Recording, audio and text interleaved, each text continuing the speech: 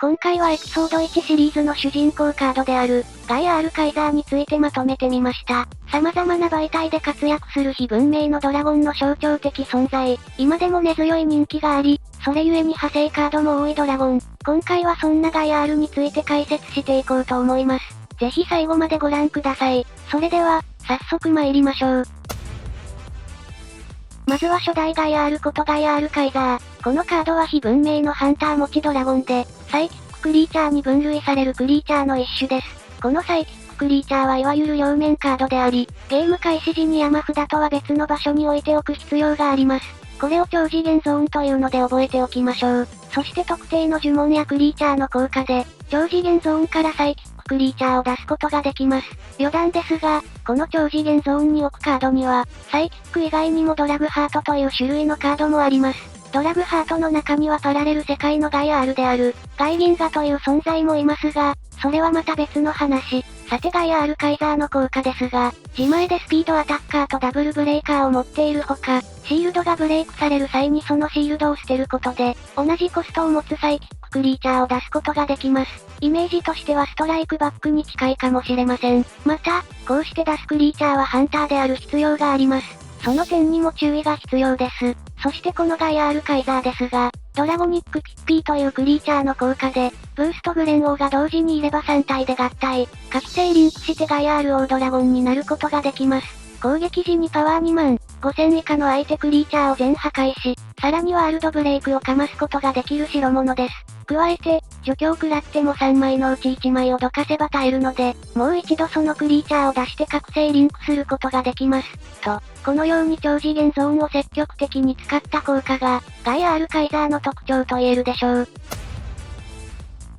続いて紹介するのは勝利のガイアールカイザー。非文明一色だった先代のガイアールカイザーと比べて、こちらのガイアールカイザーは自然と闇を持っているため、より幅広い用途で場に出すことができる代物になっています。効果ですが、素でスピードアタッカーを持っていて、ダブルブレイカーがなくなった代わりに追加効果として、アンタップされているクリーチャーを攻撃できるようになりました。効果は場に出たターンのみなのでマッハファイターに近いですね。そしてこちらのクリーチャーも覚醒リンクを持っています。リンク相手は勝利の優勢カイザーと勝利のプリン。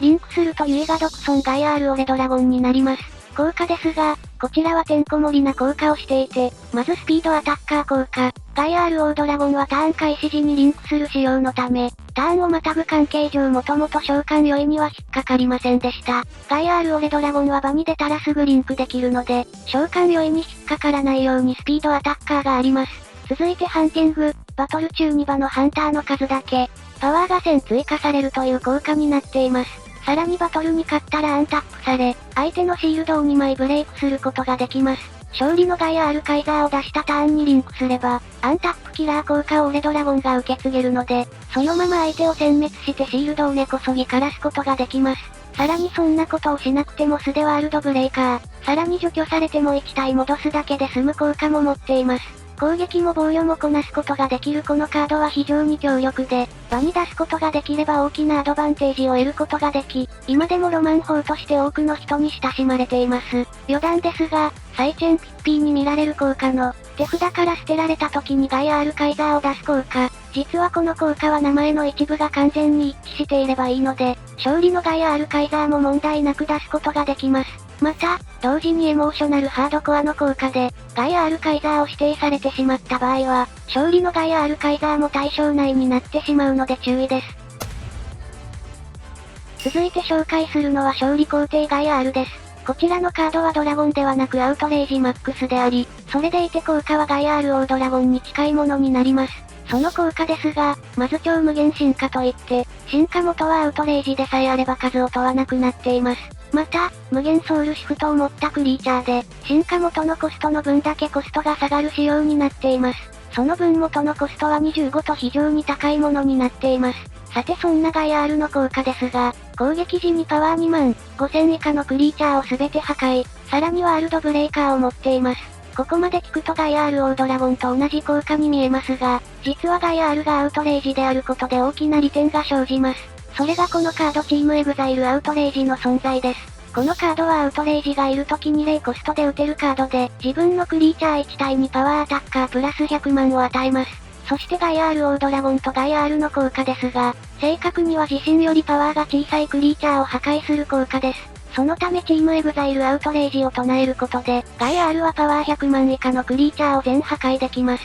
ドルマゲドン X をも破壊できる強烈なパワーを、相手全体に投げつけることができる強力なカードの1枚です。ちなみにこのクリーチャーのコストは下のアウトレイジのコスト分、元のコスト25から軽減されていくと言いましたが、実はたった1枚でコストを1にまで下げる方法があるのです。それはこのカードを進化元にすることです。超ホーム的宇宙合金武闘古敵魔槍絶頂100千円魔神剣15億太陽友情、冒険 RMG チームエグザイルカツ丼と仲間たち。このカードのコストはなんと無限なのでガイアールを出す前に、超ホーム的宇宙合金武闘古敵魔槍絶頂100千円魔神剣15億太陽友情、冒険 RMG チームエグザイルカツ丼と仲間たちを出しておくことでガイアールのコストである25から、超ホーム的宇宙合金武闘古敵魔槍絶頂100千円魔神剣15億太陽友情、冒険 RMG チームエグザイルカツ丼と仲間たちの無限を引かれることで最低ラインの1までコストが下がります。そのためガイアールを主軸にデッキを組みたいと思ったらまずこの、超ホーム的宇宙合金武闘古敵魔槍絶頂100千円魔神剣15億太陽友情、しつこいですか？すみません。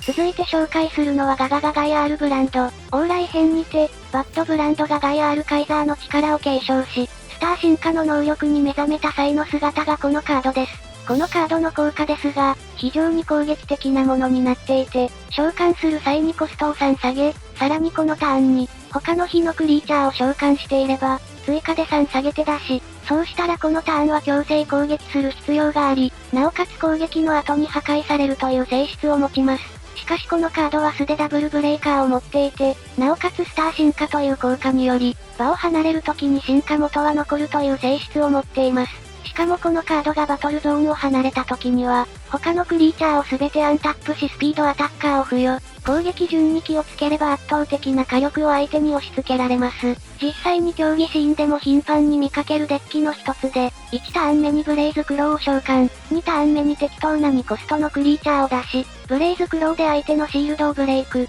ここで、出したクリーチャーが監獄入道だった場合、ターン終了時にシールドを回収できるため手札も整います。そして3ターン目に1コストのクリーチャーを召喚。余った2マナでガガイアールブランドを召喚。こうすることで相手のシールドが4枚のみにもかかわらず、こちらの攻撃打点は7打点とはちゃめちゃな火力になります。シールドトリガーやブロッカーに弱い性質はありますが、それでも圧倒的な制圧力で勝利することができるすごいデッキです。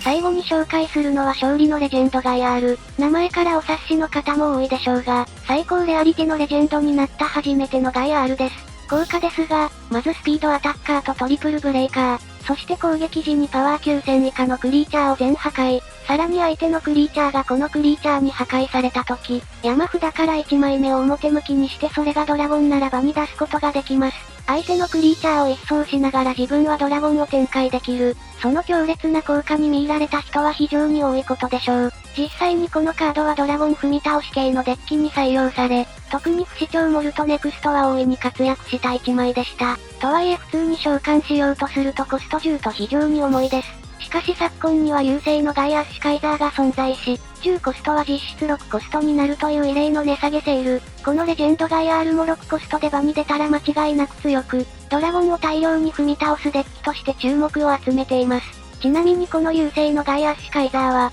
ガイアールの相棒である優勢カイザーが元です。時を超えて再びシナジーを結ぶとは、なかなかにかっこいいですね。今回は、サムネにもなっているガイアールについて、小ネタを交えながら紹介してきました。皆様のコメントお待ちしております。ここまでご視聴いただき、ありがとうございました。よかったらチャンネル登録や高評価で、応援よろしくお願いいたします。